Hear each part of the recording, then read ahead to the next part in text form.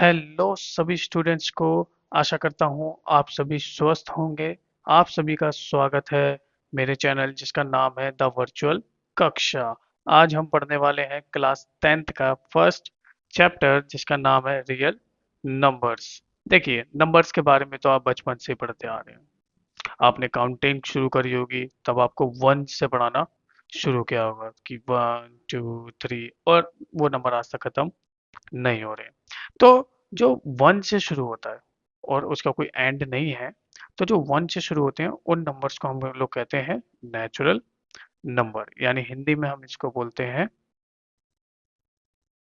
प्राकृतिक संख्या। अब जो वन से शुरू होता है, चलो वो तो ठीक है, नेचुरल नंबर है। यार किसी नंबर में जीरो भी तो आ जाता है।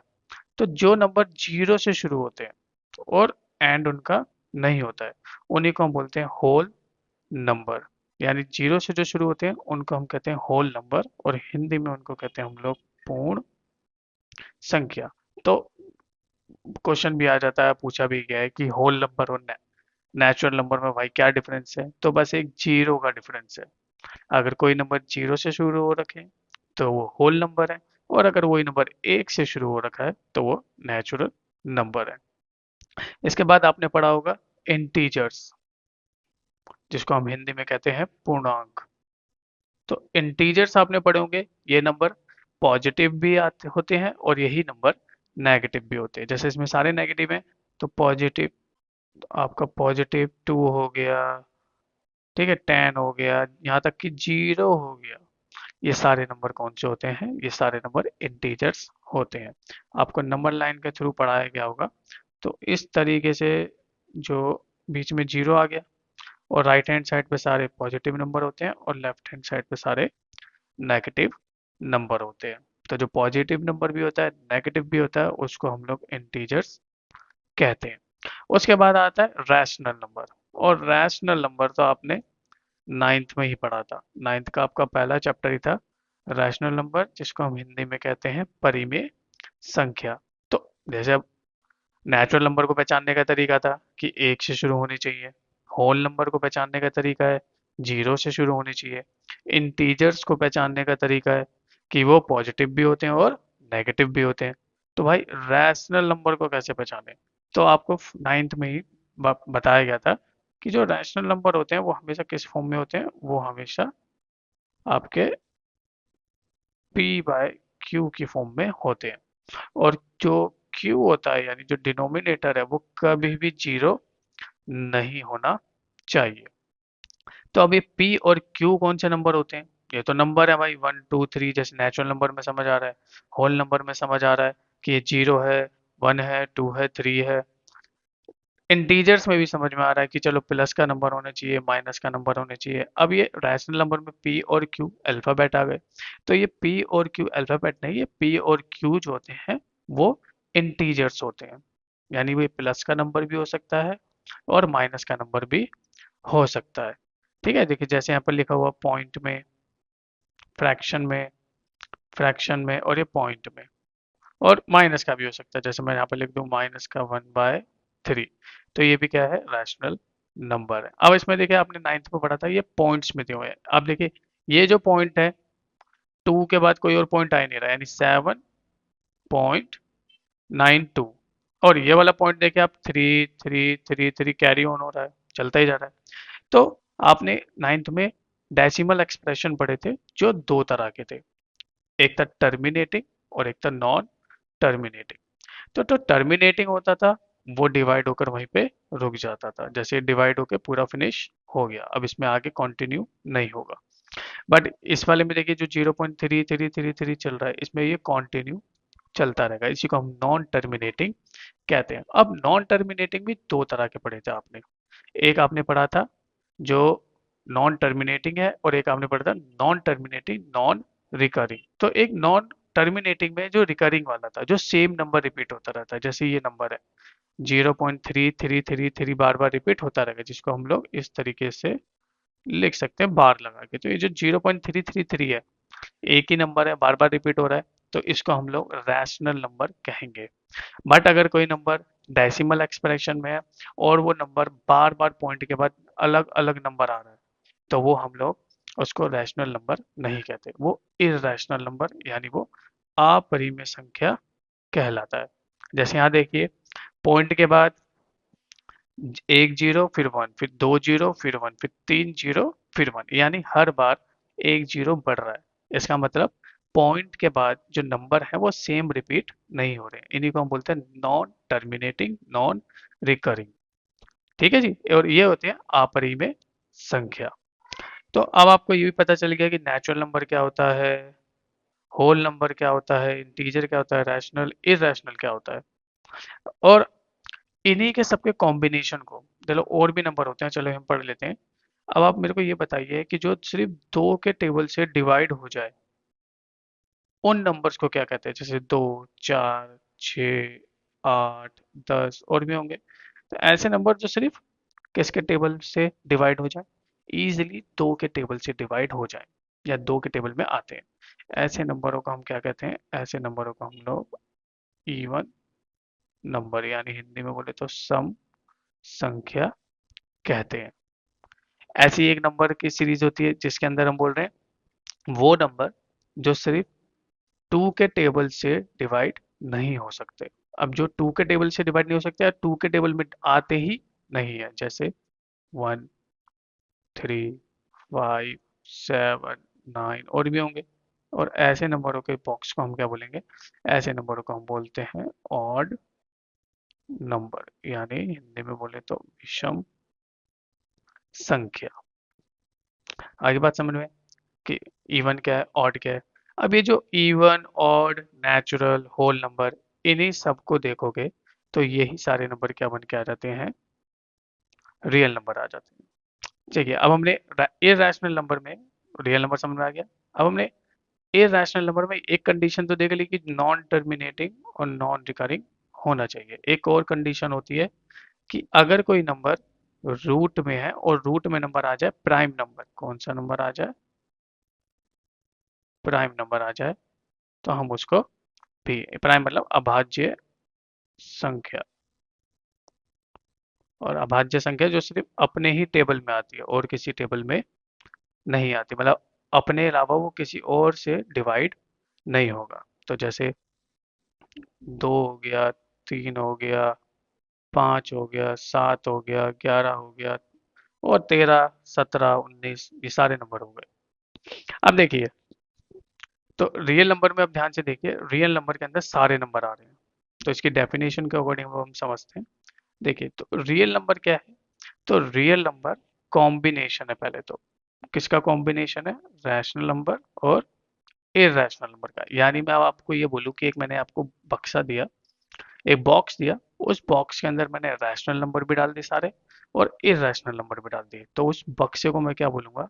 उसी बक्से को, उसी बॉक्स को मैं रियल नंबर बोलूंगा। तो देखिए, रियल नंबर के अंदर रैशनल नंबर, और रैशनल नंबर में ओनली सारे के सारे देखोगे तो सारे नंबर आ रहे हैं ना सारे, रैशनल में सारे आ रहे हैं, चाहे वो नेचुरल हो, चाहे होल नंबर हो, चाहे इंटीजर हो, चाहे ओड नंबर हो, चाहे आपका इवन नंबर हो, ये सारे रैशनल में आ गए।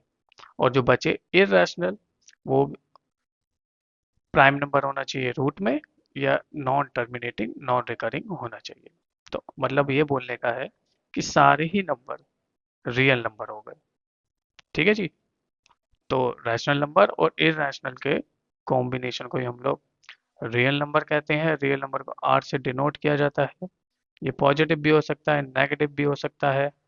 ठीक है, और दूसरे वर्ड्स में कहना चाहूँगा तो जितने भी इररेशनल नंबर हैं, रैशनल नंबर हैं, इन सब का सेट उठाइए, मतलब वही नंबरों को उठाइए, एक बॉक्स में डाल दीजिए, और वो बॉक्स जो बनकर आएगा उसे हम क्या बोलेंगे?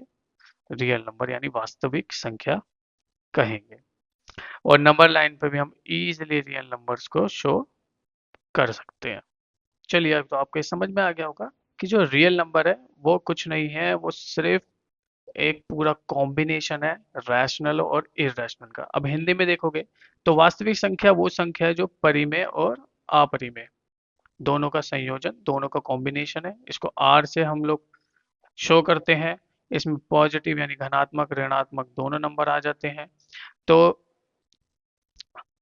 और हम इसको ये संख्या रेखा पर भी दर्शा सकते हैं। तो नंबर लाइन के ऊपर जितने भी पॉइंट वाले, फ्रैक्शन, रूट वाले जितने भी नंबर हमने पॉइंट करके दिखाए गए हैं वो सारे के सारे रियल नंबर होते हैं।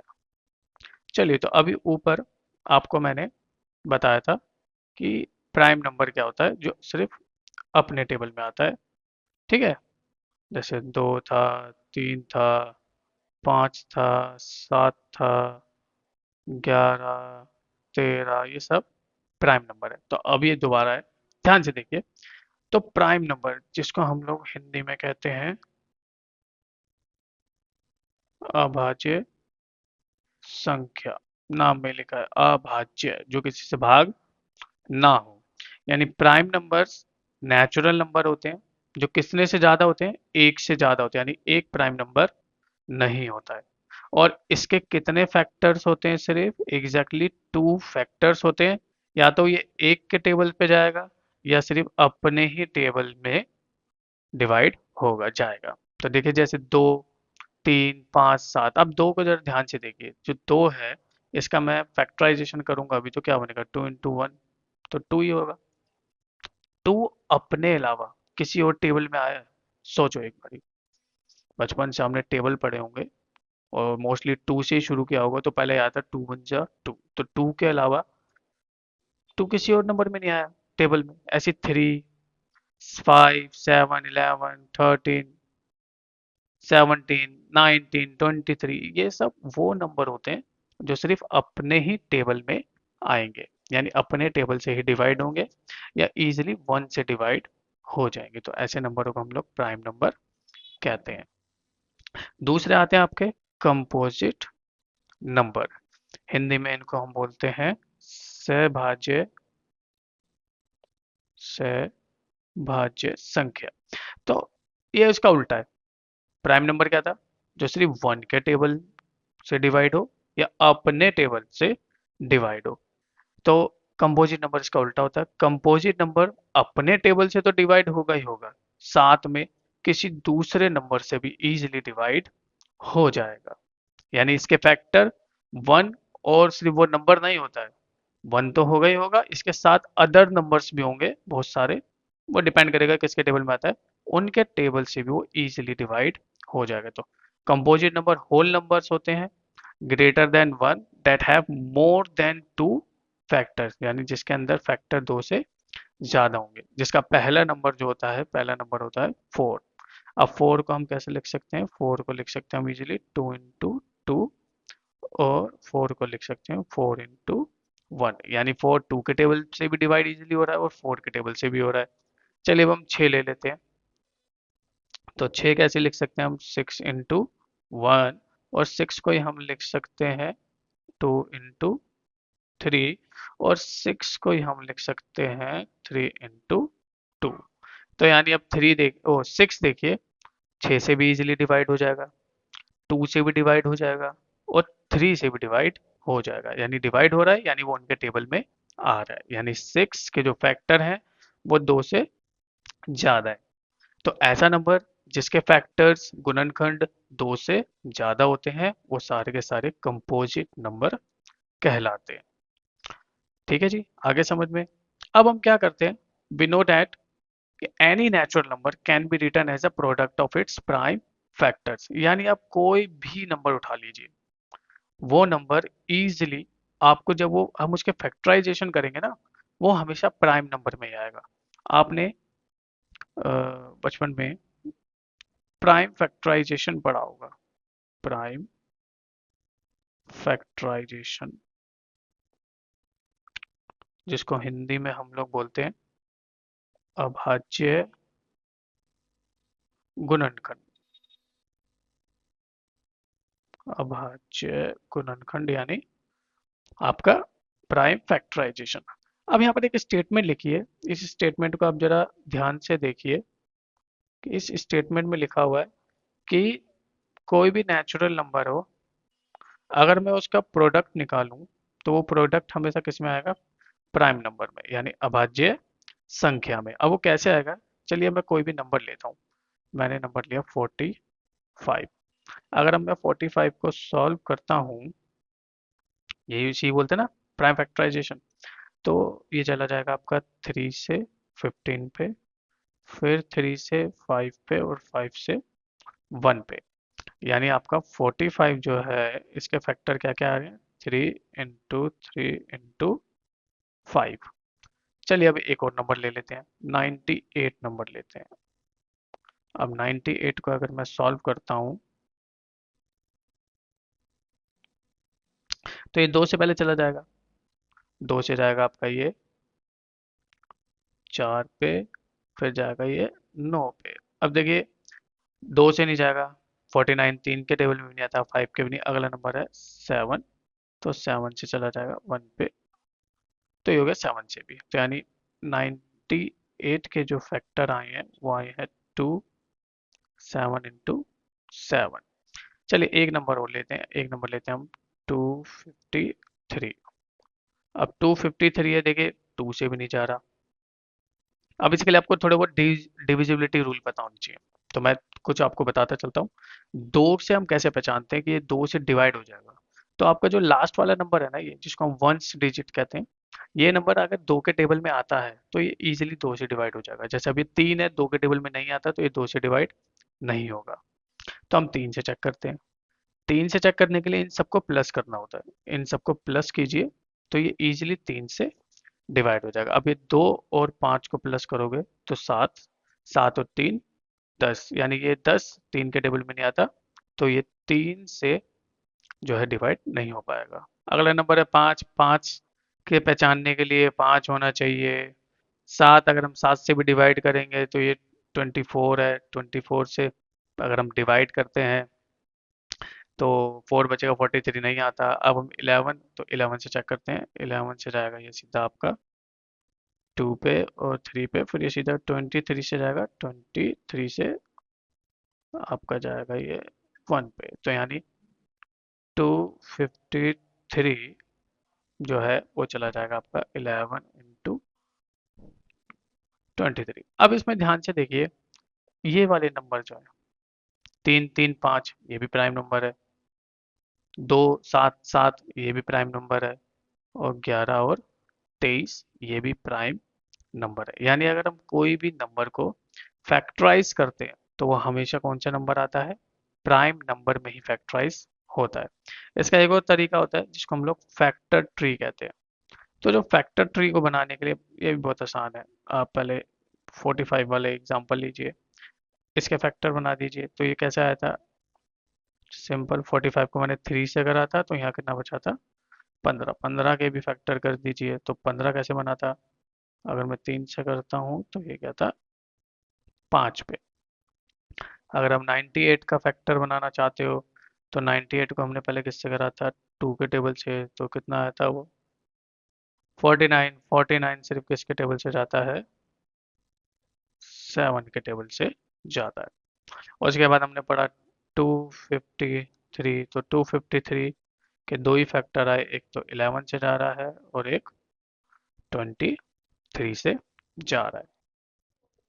चलिए अब और कुछ नंबरों पे हम ट्राई करते हैं। जैसे हमने दो नंबर लिए, एक हमने नंबर लिया है 22230, और एक हमने नंबर लिया 7429। तो सबसे पहले हम शुरू करते हैं 22230। अब ध्यान से देखिए, एंड में जीरो आ रहा है, यानी यूनिट डिजिट। अगर यहाँ पे जीरो है तो दो के टेबल से आराम से डिविजिबल हो जाएगा। तो अगर हम इसको 2 से डिवाइड करेंगे तो हमारे पास नंबर आएगा 1 1 1, और एक और 1, और ये 5।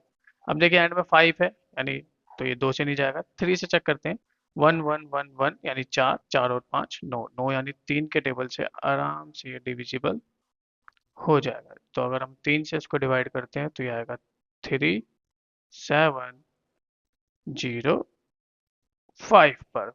अब देखिए एंड में 5 है, फिर से हमें एक बार देखना पड़ा, 3 से चला जाएगा, 10 और 5 15। हाँ जी, 3 के टेबल से अभी भी आराम से सॉल्व हो जाएगा। तो 3 के टेबल से हम इसको सॉल्व करते हैं, तो ये जाएगा आपका 1 2 3, और एंड में आएगा 5। अब एंड में 5 है, तो ये हो गया 3 3 6 और 5 11 ना। अब ये 3 के टेबल से नहीं जाएगा क्योंकि इसको प्लस करके 11 आ रहा है, और 11 3 के टेबल में नहीं आता। अब एंड में 5 है, और अगला 3 के बाद अगला प्राइम नंबर कौन सा होता है? तो 3 के बाद अगला प्राइम नंबर देखिए 5 ही होता है, तो हम इजीली अब इसको 5 के टेबल से कर सकते हैं। तो 5 के टेबल से गया ये आपका 5 से 2 पे, 4 पे और 7 पे। अब ये देखिए 7, तो 7 के टेबल से अगर हम इसको करते हैं तो 24, 24 से छोटा आता है 21, नहीं होगा जी, 7 से नहीं होगा। 11 से चेक करते हैं तो 11 के टेबल से ये 22 बचा, दो नहीं जी, अगला 11 के बाद अगला 13, 13 से चेक करते हैं तो 13 के टेबल से हम अगर करते हैं तो जी हाँ जी 13 से हो जाएगा। 13 बन जाए 13, फिर बचेगा 11 और ये चला जाएगा 9 पे, 117। ठीक है, अब अगला जो नंबर है हमारा, वो अगला नंबर है हमारे पास, वो है 7429। अब ये 7429 दो से नहीं होगा क्योंकि 9 है। 3 से भी चेक करते हैं तो ये हो जाएगा 7 4 11, 11 और 2 13, 13 और 9 22, नहीं जी 3 से भी नहीं होगा, 5 से नहीं होगा क्योंकि एंड में 9 आ रहा है। 7 से चेक करते हैं तो 7 42, नहीं जी 7 से भी नहीं हो रहा है ये। 7 के बाद अगला आता है 11, 11 से चेक करते हैं 66, नहीं जी 11 से भी नहीं हो रहा है ये। अगला नंबर आता है फिर हमारा 11 के बाद 13, 13 से अगर हम इसको करते हैं तो 65, नहीं जी नहीं हो रहा, तो 17 से चेक करते हैं तो हाँ जी 17 से ये हो जाएगा। तो 17 से अगर हम करते हैं तो 74 नहीं आता 17 के टेबल में, उससे छोटा 68 आता है, वो आता है 4 पे। तो 74 में से 68 गए तो ये बचेगा 6, 62 नहीं आता, उससे छोटा 51 आता है, वो आता है आपका 3 पे। फिर बचेगा यहाँ 11, 11, 119, वो आता है 7 पे। अब देखिए जो नंबर हो जाता है उससे पहले वाले तो आएंगे ही नहीं, जैसे 2 3 है ना, और 5 7 11। जब 17 ही शुरुआत हुई है तो उन नंबरों से तो ये होगा ही नहीं। तो 17 से दोबारा चेक करते हैं हम लोग, 17 43 34, नहीं जी 17 से नहीं होता, तो अगला कौन सा नंबर होता है? अगला नंबर होता है हमारा 19। और 19 के टेबल में 43 तो आता नहीं, उससे छोटा हमारा 38, 38 कितने पे आता है? 2 पे। अब 38 और ये हो गया 5, अब 57, 57 आता है 3 पे, लो जी।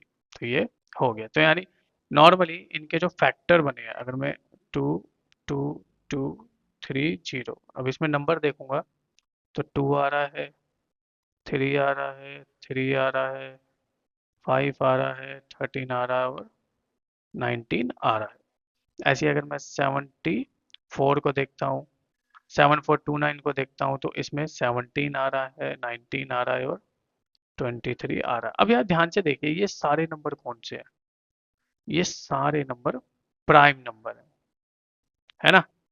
यानी कोई भी नंबर उठाओ जो कंपोजिट है, यानी वो अपने टेबल के अलावा दूसरे के टेबल में भी आता है, तो हम अगर उसके जितने भी फैक्टर्स निकालेंगे वो सारे फैक्टर्स क्या निकल कर आएंगे? प्राइम नंबर आएंगे। तो यही हमारी थ्योरम है। जो थ्योरम है हमारी 1.1, ये थ्योरम क्या बताती है? ये थ्योरम यही बताती है कि जो भी कंपोजिट नंबर है, कंपोजिट नंबर जितने भी भाज्य संख्या है, सहभाज्य संख्या जिनको हम भाग कर सकते हैं, यानी जो कंपोजिट नंबर है, जो अपने टेबल में तो आता ही आता है, साथ में दूसरे के टेबल में भी आता है, तो जितने भी कंपोजिट नंबर है अगर हम इनका क्या करते हैं? फैक्टराइज करते हैं। जो हमने ये फैक्टराइज किया हुआ है इनका, तो जितने भी फैक्टराइज हम नंबर करेंगे वो सारे के सारे किसके प्रोडक्ट में आएंगे? प्राइम। प्रोडक्ट का मतलब है यहाँ मल्टीप्लीकेशन। किसके मल्टीप्लीकेशन में आ रहे हैं सारे के सारे? ये सारे मल्टीप्लीकेशन में आ रहे हैं प्राइम नंबर के, यानी अभाज्य संख्या जो अपने अलावा किसी और टेबल में नहीं आता, किसी और टेबल से डिवाइड नहीं होता है, एक यूनिक पैटर्न में होगा। ठीक है, और ये सारे के सारे प्राइम फैक्टर में ही होंगे। यानी जो हमारी थ्योरम है, 1.1 थ्योरम है, वो ये कहती है कि जैसे मैंने 45 नंबर लिया, एक कंपोजिट नंबर है, अगर मैं इसका प्राइम फैक्टराइजेशन करूंगा, ठीक है, तो अगर मैं इसका फैक्टराइजेशन करूंगा तो फैक्टराइजेशन करने पर हमेशा मुझे नंबर कौन से मिलेंगे? सिर्फ मुझे प्राइम नंबर मिलेंगे। मैंने 98 का भी किया था तो देखिए 277 प्राइम नंबर है। 253 का भी किया था, इसमें भी 1123 प्राइम नंबर है। मैंने 22,230 का करा था, इसमें भी 2 3 3 5 13 19 सारे प्राइम नंबर हैं ये।